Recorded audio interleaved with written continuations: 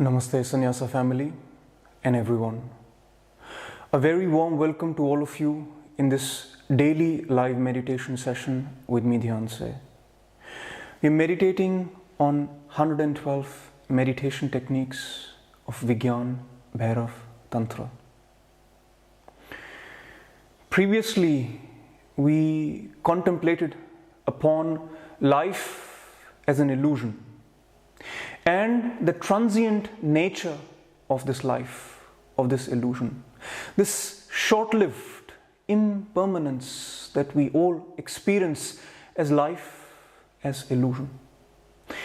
In this contemplation, a question arose for one of our sannyasa family meditators. A question arose. Let us go into this question, contemplate over it, and go deeper into this transience of life.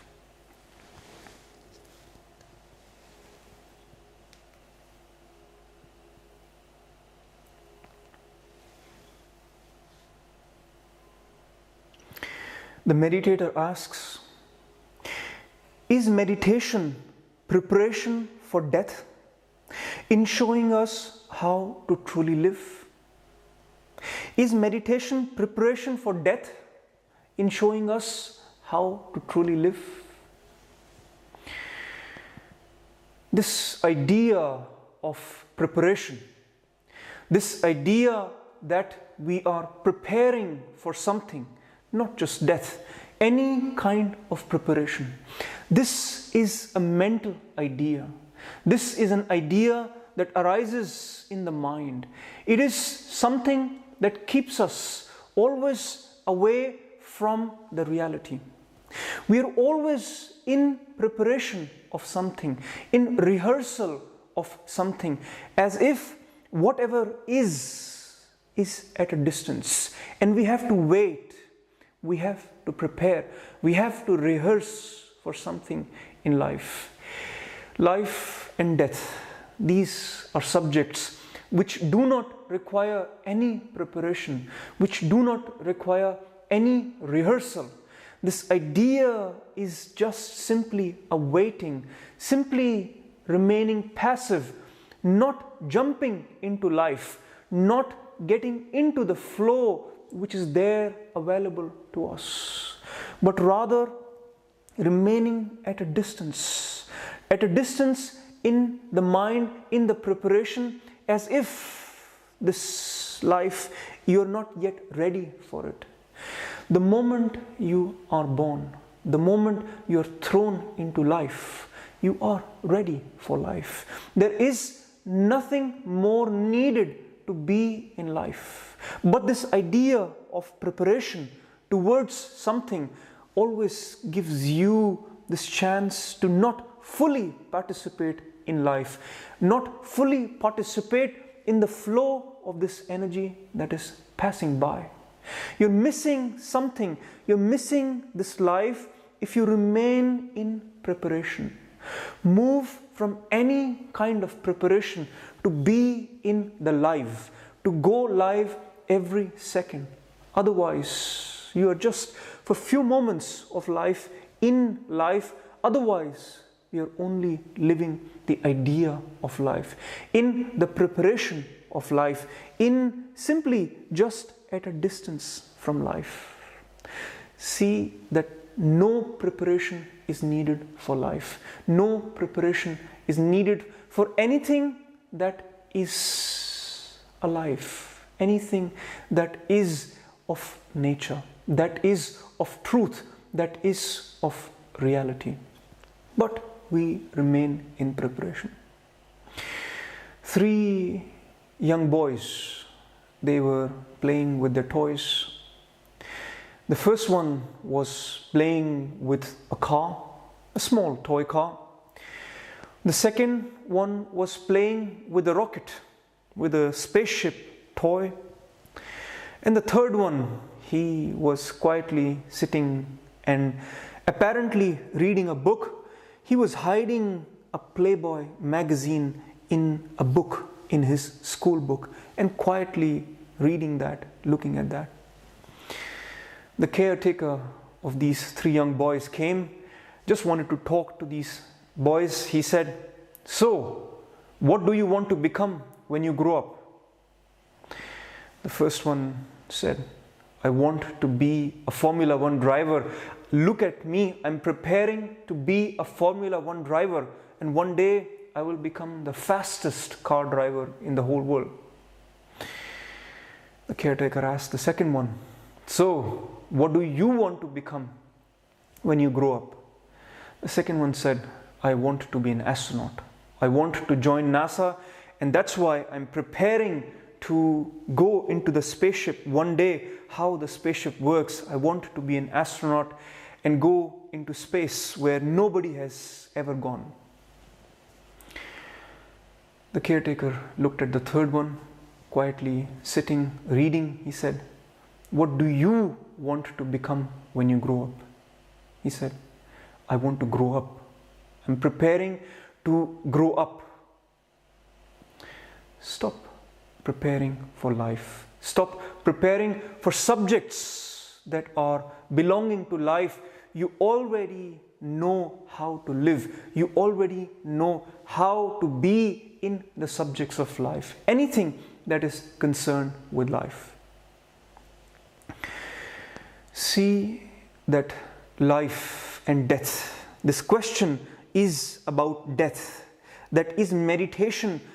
Preparedness is preparing for death. See that life and death are one and the same thing. They are one and the same energy. They are not two things. They are the same energy, life and death.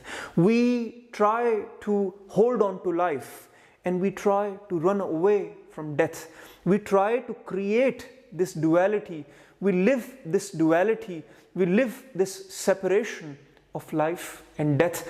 But this life and death are the same energy. They are in fact one and the same thing. They are not even two different things. If you observe carefully, if you observe meditatively this life, when you will observe life, you will come to death. When you will observe death, you will come to life. You will see that the more you observe, the closer you go to life. You will see that it is death. The more closer you go to death, you will see that it is life. They are one and the same thing. But we live this duality. We create this separation and we constantly try to grab hold onto life and somehow live in this fear of death, that the death should not ever happen. Who is really in this fear, if you ask yourself, of death? Is it life that is in fear of death, or is it something else in you that is in fear of death?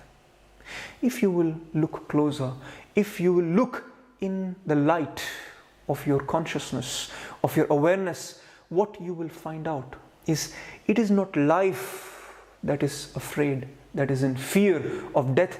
It is your ego that is in fear of death. It is the ego that is opposite to death.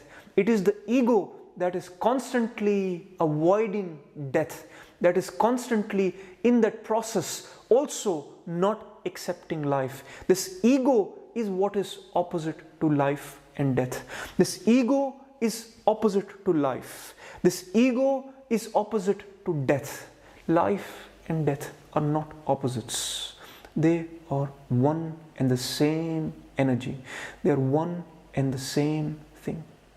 So as you are in meditation, you observe this life, you observe this death, you observe this flow that is there in front of you, and you see that they are one and the same energy, and there is no preparedness required for that. You simply jump in, you simply live. As long as there is life, you live. When there is no life, then who cares what is afterwards? There is nothing afterwards. There is only an unknown afterwards. See, in this process of life and death, in every moment of something being created and something dying, something being born and something going back into this vast unknown. You're experiencing this birth and death in every second of this continuity. As much as you can, as much as you're aware, you can see that there is this continuity of life and death in every moment. And as you come closer to this continuity, you observe that in every moment there is life, in every moment there is death. So if there was, just for the idea of it, if there was something that meditation brings to life, it is this clarity of what life is, of what death is, of showing you that in every moment there is life, in every moment there is death. There is the death of the past, and then there is this birth of the future, of the very present, which you experience in every moment as you sit in silence, as you sit in awareness.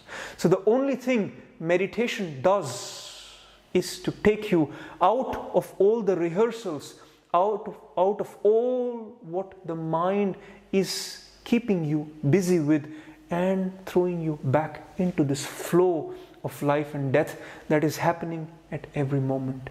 If you call that as preparedness for death, you may call that. If you want to take it as that it is showing you how to live life fully, you may also see it like this. But meditation is simply a jump into life, into awareness, without having to have any preparation, without having to think about life, about the idea of life, and rather simply living it, whatever it brings in its transience, in its short-lived impermanence. With that, let us move on to the technique from Vigyan Bhairav Tantra for today. What Bhairava has given to us in 112 meditation techniques.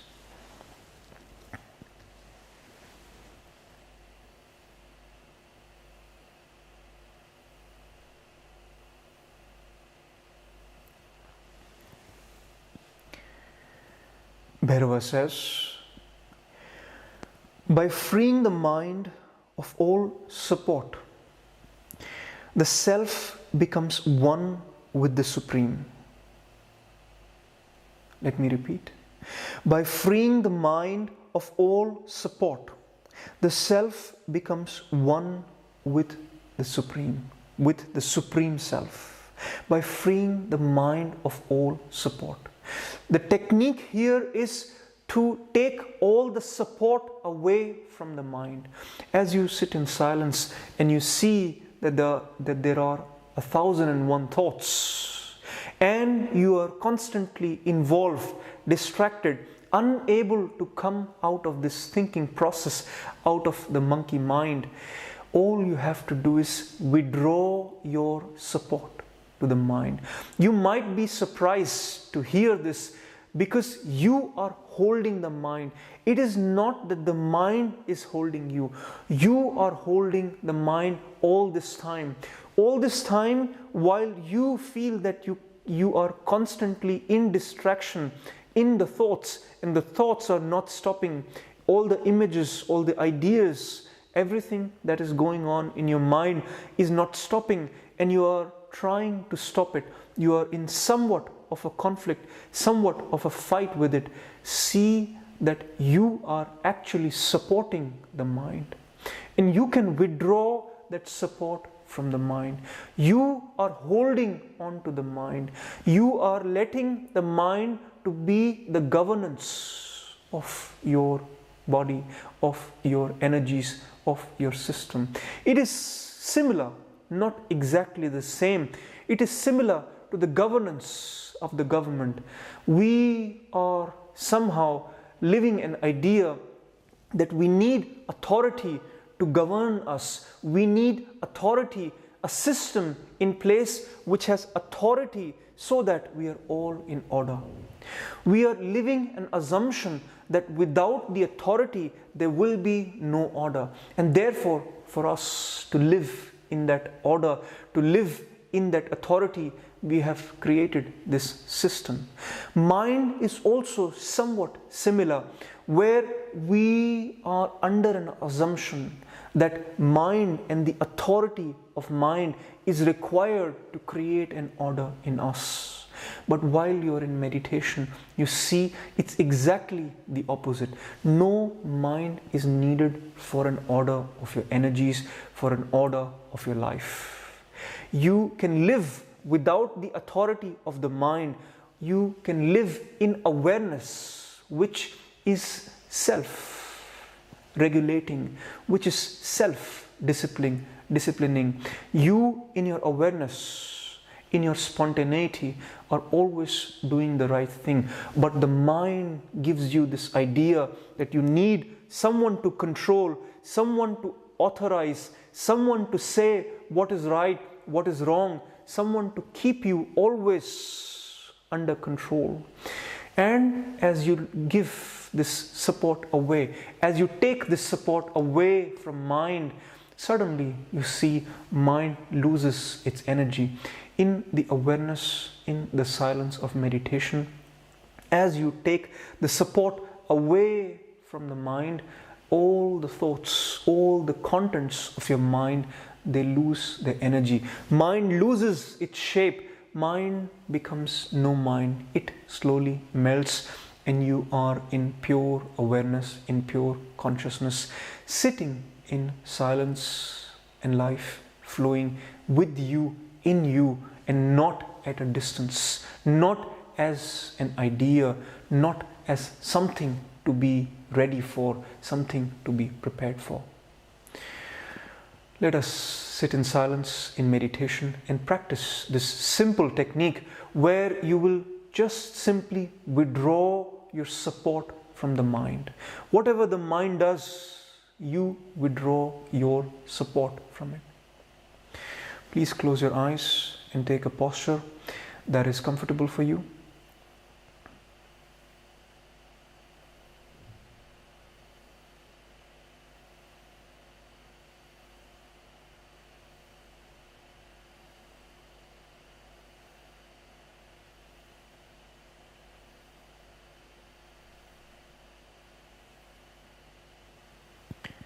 With your body upright, relaxed yet alert.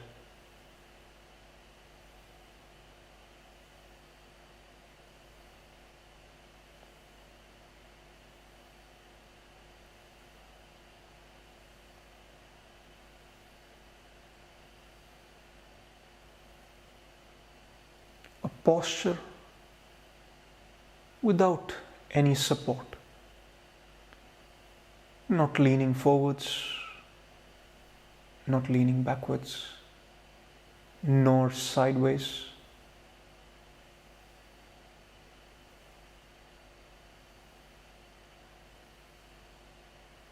A posture nearly supportless.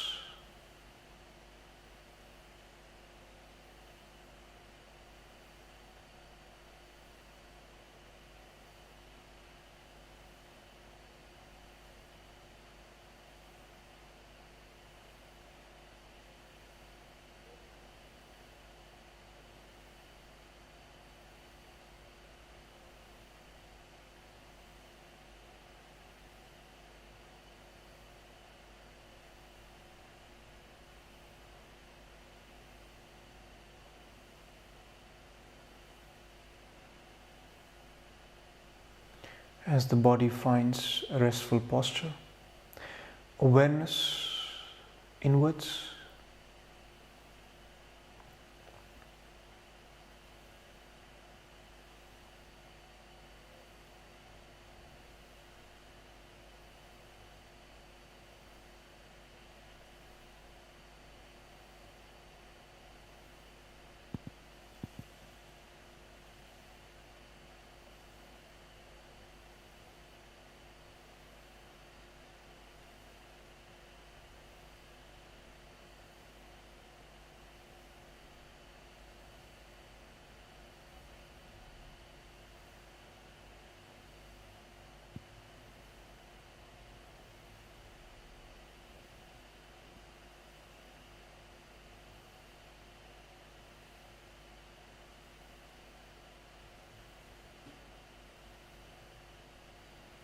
in your inner space, in your mind. There may be thoughts, ideas, images, whatever contents of your mind. Withdraw your support from the mind. Not fighting with the mind, not trying to suppress it, simply withdrawing your support.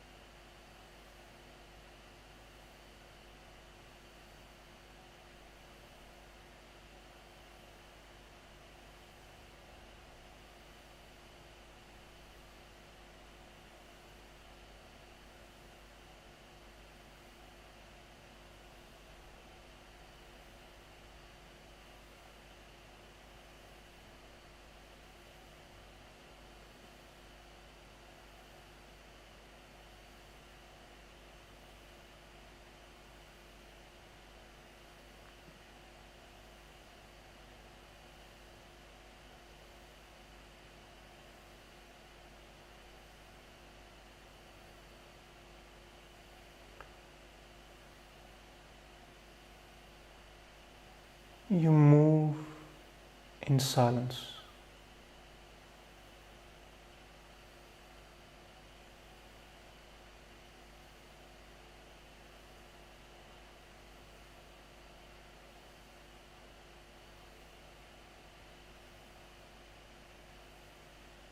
Letting the mind lose its energy on its own.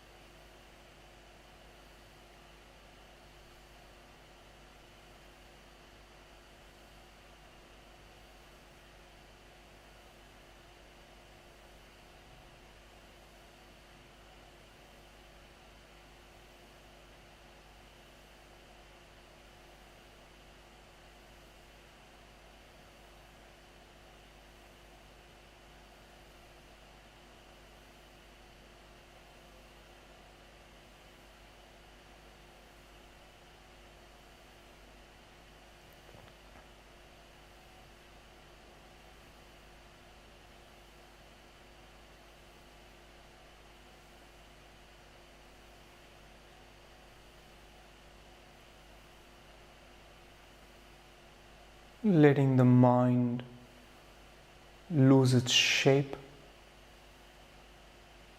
lose its form, lose its energy as you withdraw all support.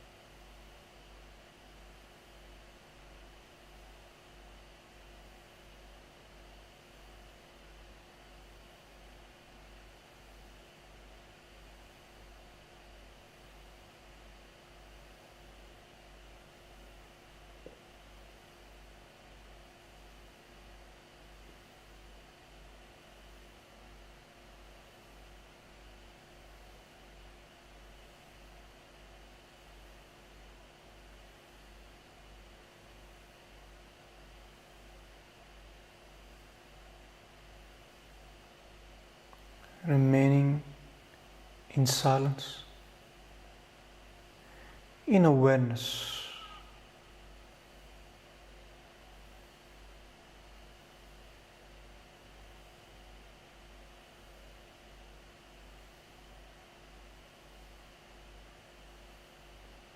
Mind finding its own place, melting, dissolving, disappearing.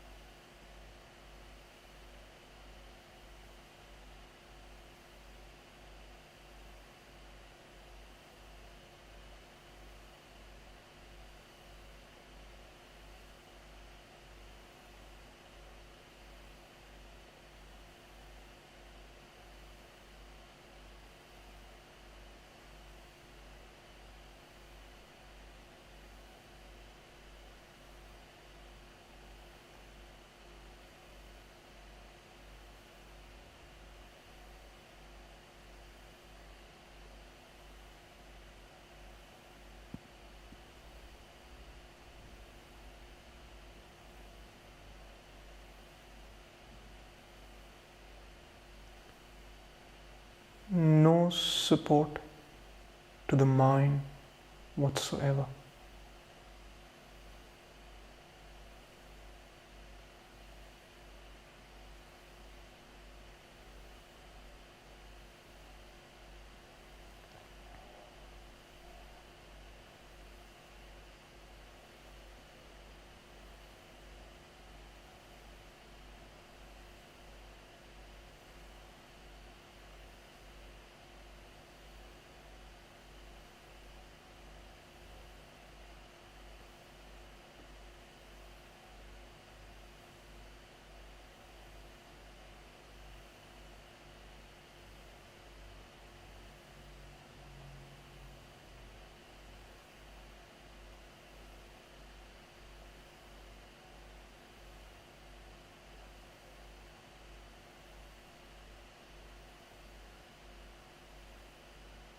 Sitting in restful awareness,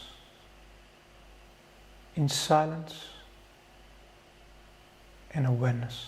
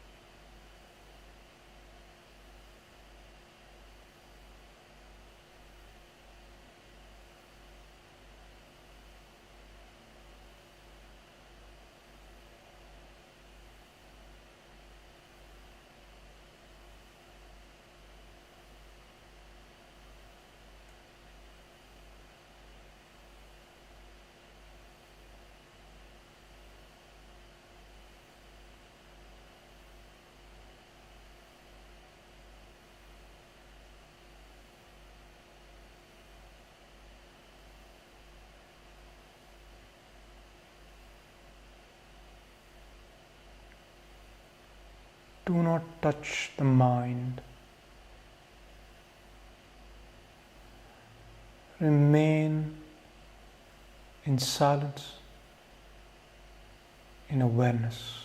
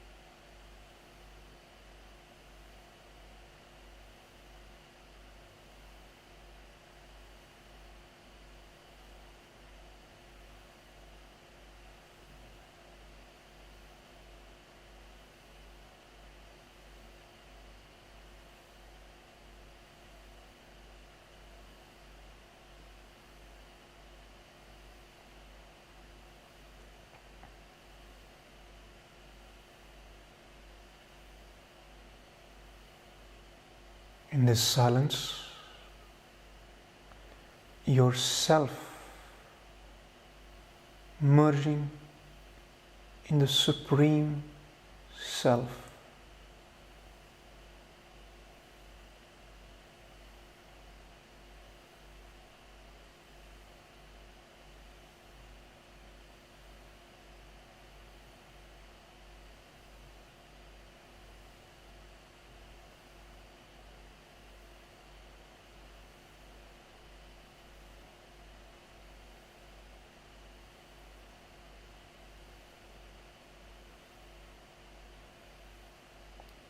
In this silence,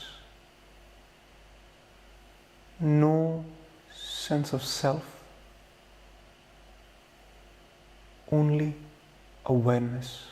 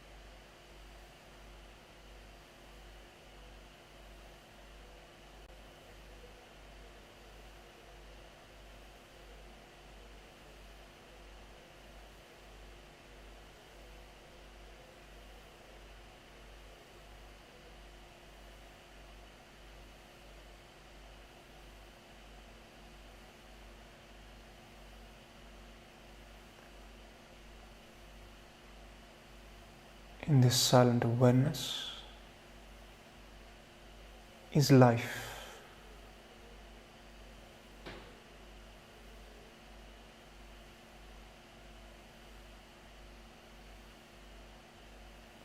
Very gently and slowly, you may open your eyes.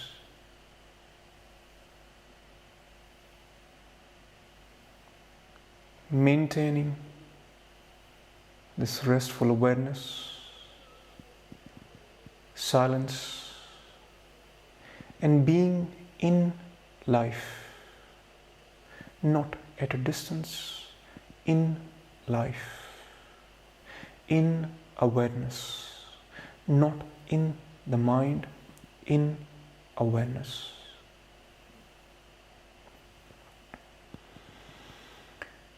On your spiritual journey, if you wish to go deeper in your silence, in your truth, in your life energies, to live life out of your spontaneity, out of your truth, out of your love and connectedness to everyone else, you're more than welcome to flow with me and with other meditators in a sangha, in a sannyasa family, in a community.